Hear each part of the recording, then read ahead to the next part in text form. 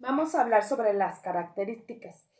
El racionalismo está propuesto por Descartes, ya que él pretendía alcanzar un conocimiento más allá de la duda, y él explica que la duda consistía en todo lo que se daba por cierto. Existen tres características, que es la metódica, que es el camino a la verdad; la universal, que explica todo lo conocido; y la hiperbólica, que esto nos lleva al extremo de toda la duda.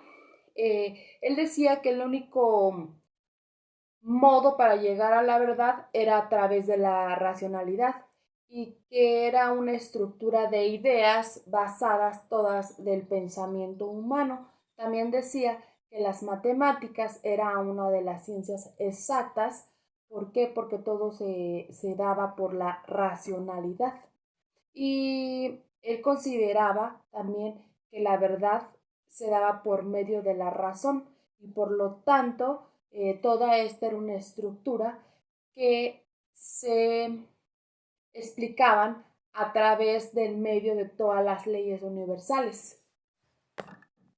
Tienen una interpretación en la razón como la fe y la confianza para poder comprender y entender toda la realidad en la vida humana.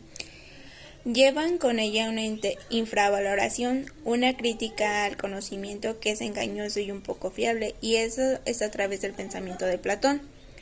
Para los racionalistas el mundo es racional, ya que es sometido a las leyes, y éstas deben ser razonables, pero para los racionalistas el conocimiento parte desde la verdad. El origen del conocimiento son las ideas innatas, que desde un punto todos los humanos las podrían tener. Desde Aristóteles tomaron la idea de sustancias, en donde está la pensante y la extensa. La extensa es desde la naturaleza, ya que se interpreta en términos mecánicos, como las leyes necesarias que no tengan ninguna finalidad impuesta por un ser de la naturaleza, y la pensante es sometida no es sometida a ninguna ley de la naturaleza, es independiente de ella misma. La razón lleva una fe absoluta, es la posible humana del progreso social y político. No es una línea de pensamiento unitario. A partir del pensamiento de Descartes se desarrollaron distintos sistemas filosóficos. Sostener la razón y el pensamiento como la fuente de pensamiento de todo conocimiento humano. Creer en el innatismo, que en el espíritu humano existen ideas preconcebidas, nacidas con él o puestas allí por Dios. Prefería el empleo de métodos lógico-deductivos para explicar los razonamientos empíricos y confirmarlos como fuera posible. Jugó un papel fundamental en el advenimiento del pensamiento laico y antirreligioso. Sus principales defensores provenían de Francia, Alemania y otros países de la Europa continental, opuestos al empirismo proveniente de Inglaterra. Todo conocimiento que posee un individuo debe estar basado en la razón. El hombre posee ideas innatas. Los racionalistas piensan que a través de la razón se puede llegar a las razones absolutas. La razón no conoce límite y puede llegar hasta cualquier sitio.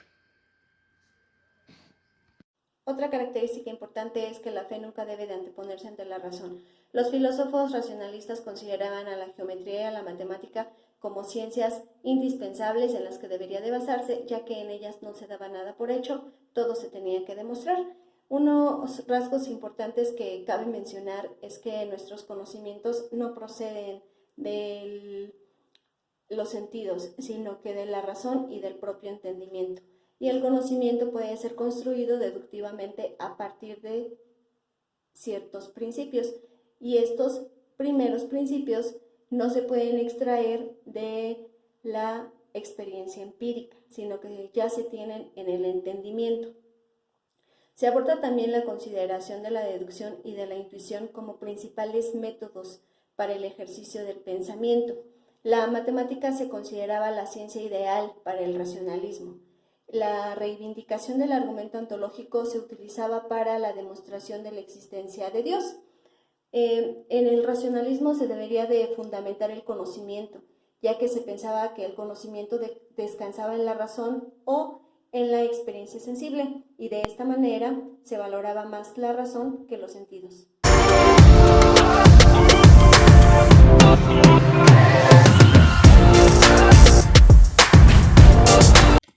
Uno de los principales exponentes del racionalismo fue René Descartes. Él nació el 31 de marzo de 1596 en Francia y murió el 11 de febrero de 1650 en Estocolmo a causa de la neumonía.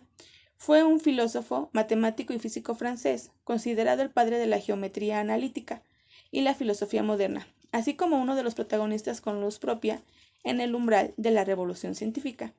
Muchos elementos de la filosofía de Descartes tienen precedentes en el aristotelismo tardío del siglo XVI o en los filósofos medievales como San Agustín.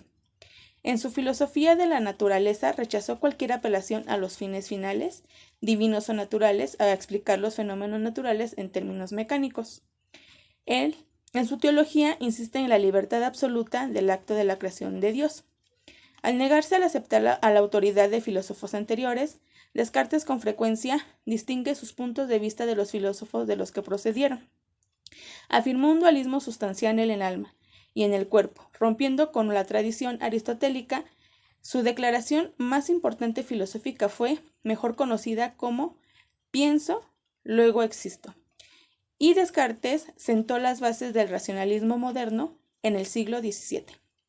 Gottfried Leibniz fue uno de los principales exponentes del racionalismo. Nacido el 1 de julio de 1646 en Alemania, fue un filósofo físico y matemático que influyó en el desarrollo de la ciencia moderna, además de ser reconocido como representante de la tradición racionalista de la modernidad, para ello utilizando sus diversos conocimientos en matemáticas y física para explicar fenómenos tanto naturales como humanos.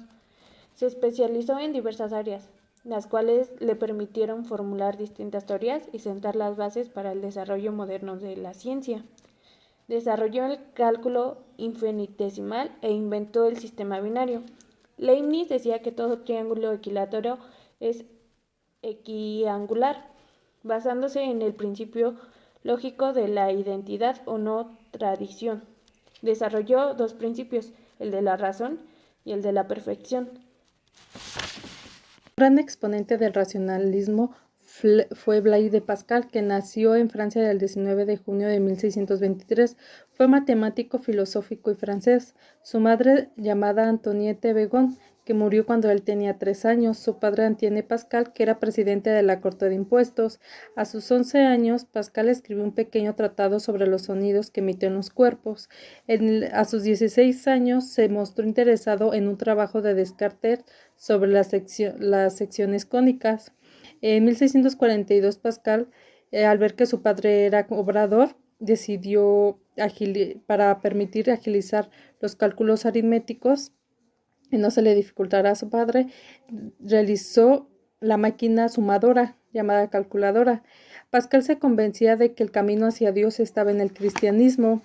Pascal decía que valía más creer que no creer en Dios, porque si no, no se puede ganar el acceso al cielo, en donde falleció a los 39 años, el 19 de agosto de 1662, de cáncer de estómago en Francia. Baruch Spinoza nació en Ámsterdam en 1632 y murió en La Haya en 1677. Fue un filósofo neerlandés, hijo de judíos. Este fue considerado uno de los grandes racionalistas del siglo XVII. Filósofos que fueron posteriores a él lo proclaman como el padre del pensamiento moderno.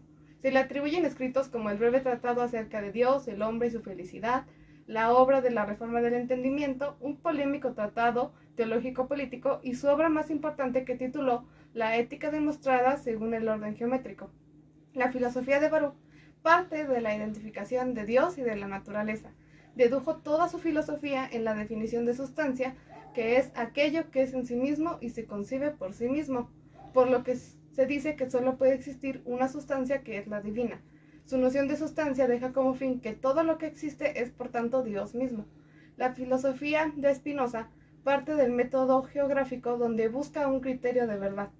Spinoza distingue 4 maneras de conocer: la que nos llega por el uso del lenguaje, la que obtenemos según la experiencia, la adquirida con inferencias y el conocimiento que logramos intuyendo la esencia.